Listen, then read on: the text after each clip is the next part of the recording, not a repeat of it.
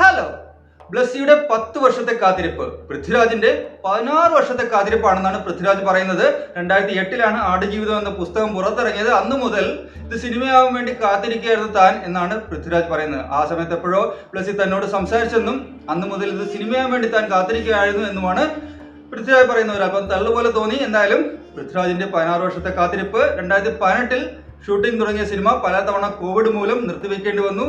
ഇതിന്റെ ടീം ജോർദാനിൽ കുടുങ്ങിപ്പോയി. അതിനുശേഷം കേന്ദ്ര ഗവൺമെന്റും സംസ്ഥാന ഗവൺമെന്റും ഒക്കെ ഇടപെട്ടാണ് ഇവർക്ക് തിരിച്ചു വരാൻ പറ്റിയത് തന്നെ. എന്തായാലും വളരെയധികം സംഭവവികാസങ്ങളിലൂടെ കടന്നുപോയ നജീബിന്റെ ജീവിതത്തിൽ ഉണ്ടായതുപോലെ, എന്നാൽ അത്രയും യാതനയില്ലെങ്കിലും കുറേയധികം സംഭവ വികാസങ്ങളിലൂടെ കുറേയധികം പ്രശ്നങ്ങളിലൂടെ കടന്നുപോയ സിനിമയാണ് ആടുജീവിതം. ആ ആടുജീവിതം 2018 ഷൂട്ടിംഗ് തുടങ്ങി ഇന്ന് റിലീസായിരിക്കുകയാണ്.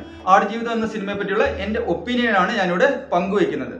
അപ്പോൾ ബ്ലസ്സി തന്റെ ഈ സ്വപ്ന സാക്ഷാത്കാരത്തിനായിട്ട് പ്രഗത്ഭരെയാണ് കൂട്ടുപിടിച്ചിരിക്കുന്നത്. AR റഹ്മാൻ, റസൂൽ പൂക്കുട്ടി, ശ്രീകർ പ്രസാദ് തുടങ്ങിയവരെല്ലാം ബ്ലസ്സിയോടൊപ്പം ഉണ്ട്. ഇതിന്റെ തിരക്കഥ സംഭാഷണം എഴുതിയിരിക്കുന്നത് ബ്ലസ്സി തന്നെയാണ്. മൂലകഥ ആടുജീവിതം എന്ന ബെന്യാമിന്റെ സൂപ്പർ ഹിറ്റ് നോവൽ.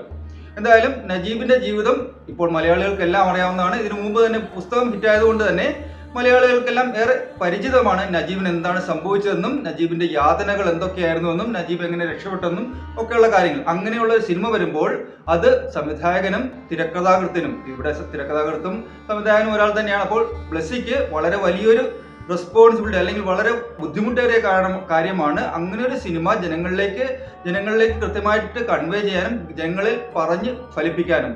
വേറൊരു പ്രശ്നം എന്ന് വെച്ചാൽ, ഒരു പുസ്തകം സിനിമയാകുമ്പോൾ വളരെയധികം ലിമിറ്റേഷൻസ് ഉണ്ട്. ഒരു പുസ്തകത്തെ അതേപടി സിനിമയാക്കാൻ വളരെയധികം ബുദ്ധിമുട്ടാണ്. കാരണം 200-300 പേജിലാണ് ഒരു പുസ്തകം കിടക്കുന്നത്. അത് പല ഇൻസിഡൻസ് ഉണ്ടാവും, പല കാര്യങ്ങളുണ്ടാവും, പല കണ്ടീഷൻസിലൂടെ അത് കടന്നു പോകുന്നുണ്ടാവും ആ കഥ. അതെല്ലാം അതേപടി 2-2.5-3 മണിക്കൂറുള്ള സിനിമയാക്കാൻ വളരെയധികം ബുദ്ധിമുട്ടാണ്. അത് പറയുമ്പോഴാണ് ആടുജീവിതം എന്ന സിനിമ ഏകദേശം 3 മണിക്കൂറോളമാണ് ഉള്ളത്.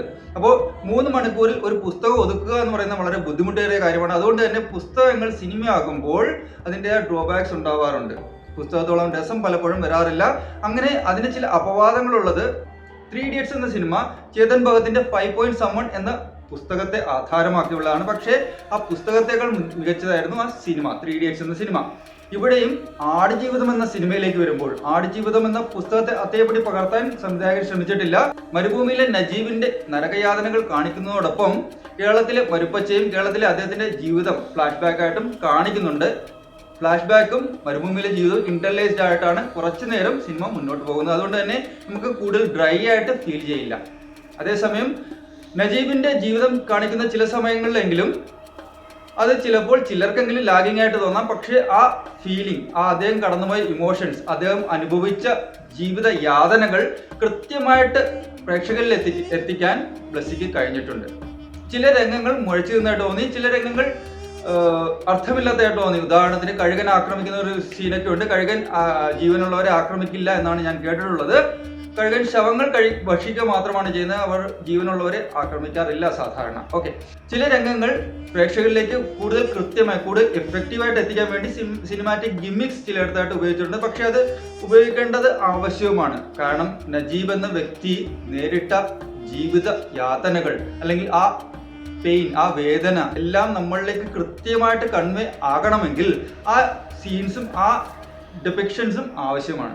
ആടുജീവിതം എന്ന സിനിമയും ആടുജീവിതം എന്ന ബുക്കിനെയും ഞാൻ ഇവിടെ കമ്പയർ ചെയ്യാൻ ഉദ്ദേശിക്കുന്നില്ല. കാരണം ആടുജീവിതം എന്ന ബുക്കിലേക്ക് വരുമ്പോൾ അതിൽ പല പല സംഭവ വികാസങ്ങളുമുണ്ട്, പല പല കാര്യങ്ങളുമുണ്ട്. അതെല്ലാം അതേപടി പകർത്താൻ സിനിമയിൽ സാധിക്കില്ല. അതുവഴി അതേപടി പകർത്തേണ്ട കാര്യവുമില്ല. ഇവിടെ നജീബിന്റെ ജീവിതം പറയുന്നതിലും നജീബിന്റെ കഥ പറയുന്നതിലും സംവിധായകൻ വിജയിച്ചിട്ടുണ്ട്. 3 മണിക്കൂറുള്ള സിനിമയാണെങ്കിലും നമുക്ക് ലാഗൊന്നും ഇല്ലാതെ സമാധാനത്തോടെ ഫീൽ ചെയ്ത് തന്നെ കാണാൻ പറ്റും. നജീബിന്റെ വേദനകൾ കൃത്യമായിട്ട് നമുക്ക് ഫീൽ ചെയ്യുന്ന രീതിയിലാണ് സിനിമ ഒരുക്കിയിരിക്കുന്നത്. ബ്ലസ്സിയുടെ സംഘത്തിന്റെയും കഷ്ടപ്പാടുകൾ അല്ലെങ്കിൽ ഹാർഡ് വർക്ക് കൃത്യമായിട്ട് മനസ്സിലാകുന്നുണ്ട് നമുക്ക്. ഓരോ ഫ്രെയിമും മികച്ചു നിൽക്കുന്നു. ഓരോ ഫ്രെയിമിലും കഥാകാരൻ അല്ലെങ്കിൽ സംവിധായകൻ നമ്മളോട് എന്താണ് പറയാൻ ഉദ്ദേശിക്കുന്നതെന്ന് നമുക്ക് കൃത്യമായിട്ട് കൺവേ ആകുന്നു. അപ്പോൾ ആടുജീവിതം എന്ന സിനിമ എല്ലാവരും കാണുക. നജീബ് എന്ന വ്യക്തിയുടെ 3 വർഷത്തെ നരകജീവിതം, മരുഭൂമിയിലെ നരകജീവിതം എടുത്തു കാണിക്കുന്ന സിനിമയാണ്. നമ്മൾ ഇത്രയും കഷ്ടപ്പെട്ട് ഇത്രയും ബുദ്ധിമുട്ടി നമ്മളിലേക്ക് ഒരു കഥാകാരൻ ഒരു സിനിമയെ എത്തിക്കുമ്പോൾ അതിനെ കണ്ട് വിജയിപ്പിക്കേണ്ട ചുമതലയും നമുക്കുണ്ട് എന്നാണ് എനിക്ക് തോന്നുന്നത്.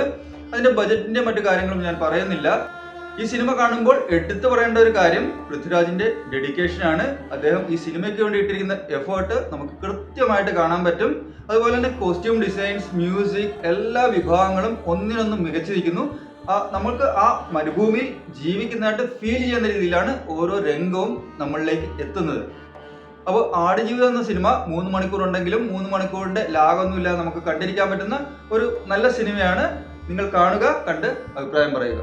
Thank you.